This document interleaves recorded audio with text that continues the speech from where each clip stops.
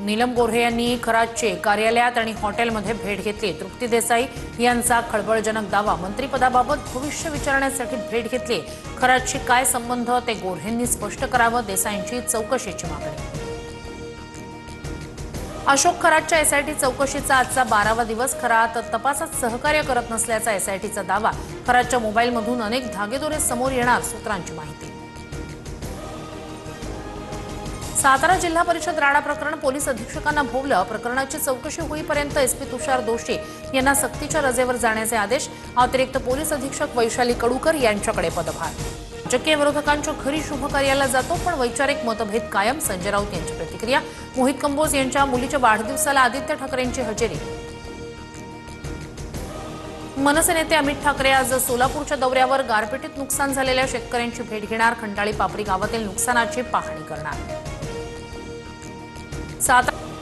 सोलापूरच्या करमाळ्यातून 10 दिवसात 5 महिला आणि तरुणी बेपत्ता महिलांबाबत माहिती मिळाल्यास तात्काळ कळवा, पोलीस प्रशासनाचं नागरिकांना आवाहन।